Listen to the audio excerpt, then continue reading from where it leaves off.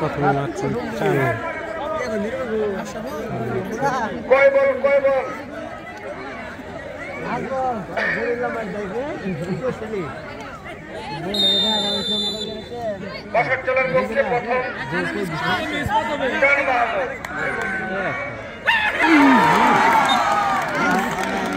Miss প্রথম ফিরে আসলো জান মাহমুদের গোলটি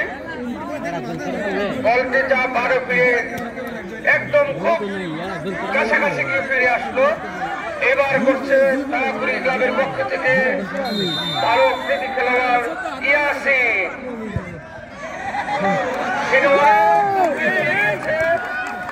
আসলে সে বুঝতে পারেনি যে কোন আঙ্গিকে কোন অ্যাঙ্গেলে গোলটা।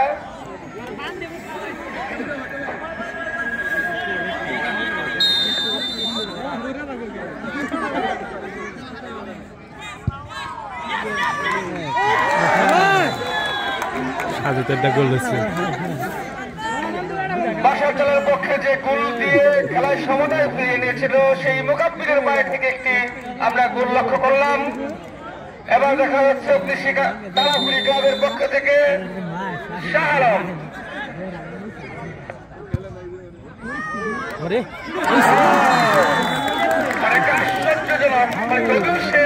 ওরকম ভাবে বিভিন্ন দলে খেলে না, তারপর সে তার পারফরমেন্স সুন্দর দেখিয়েছে শাহ আলম।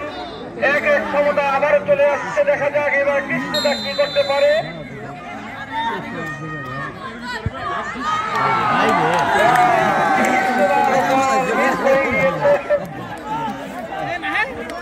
দেখা যাক এইবার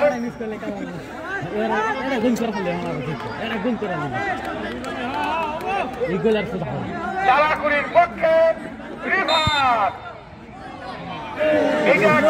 কাজ দিয়ে চলে গিয়েছে। খুবই একদম উত্তেজনাপূর্ণ খেলা হচ্ছে। কে বিজয় ছিনিয়ে নেবে আজকে কিন্তু টুর্নামেন্টের এই টাইব্রেকার হচ্ছে। এই খেলার মধ্যে বাসার খেলার পক্ষে নাইম সেও গোলকিপিং করেছে। দেখা যাক এবার তারাপুরির পক্ষে যে গোল করেছিল সেই জুয়েল দ্বারা কি করতে পারে। সে যদি প্রবেশ করাতে পারে মনে হয়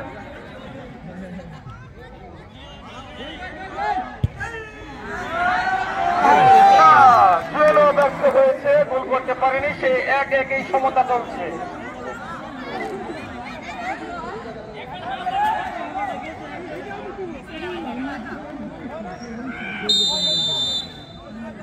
শহীদুল তার গোলটিও মিস হয়েছে।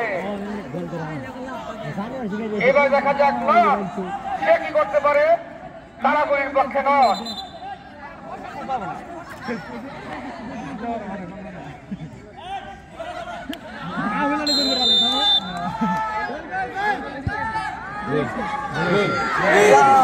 একদম গোলবারের কাছাকাছি দিয়ে বল চলে গেল।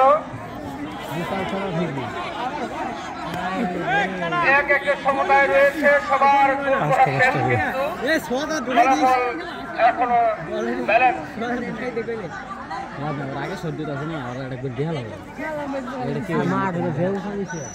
আমরা আবারও সেই টাইব্রেকার নতুন করে শুরু করছে আবার, যেহেতু সমতা রয়েছে। চান মাহমুদের পায়ে গোল, বাসার চলার পক্ষে আবার সেকেন্ড টাইম ফার্স্ট গোল চান মাহমুদের পায়ে থেকে।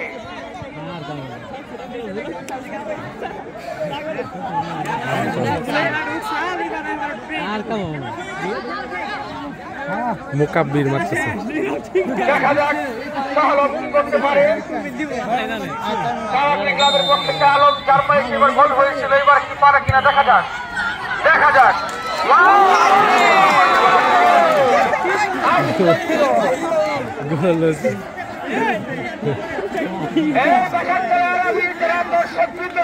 শুভাকাঙ্ক্ষী আপনারা মাঠের বাহিরে চলে যান। এ পাশেও যারা খেলোয়াড় মেজুদ বাহিরে চলে যান। আপনারা যারা খেলোয়াড় মেজুদ দয়া করে আপনারা ওখান থেকে দূরে সরেন। ওখানে দাঁড়াইলেও যা দেখা যাচ্ছে বাহির থেকেও সেটাই দেখা যাচ্ছে। ভেতরে আসার তো কোনো প্রয়োজন দেখছি না আমি।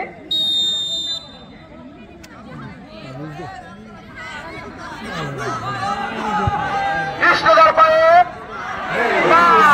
ব্যর্থ হয়েছে কৃষ্ণদা বর্মন।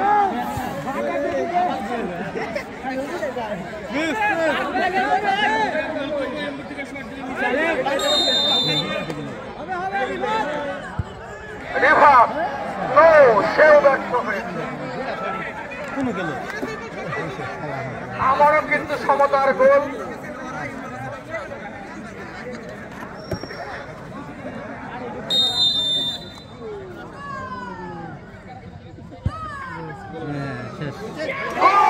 বাসার পক্ষে মোকাব্বিরের পায়ে গোল আমরা লক্ষ্য করলাম। যদি এইবার গোল দিতে ব্যর্থ হয়ে চলল না, তাহলে মনে হয় বাসার চালার পক্ষে বিজয় হয়ে যাবে।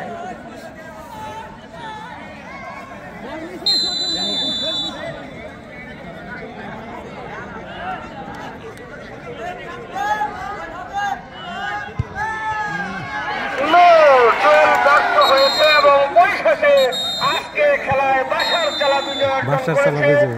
সম্মানিত দর্শক মন্ডলী, খেলা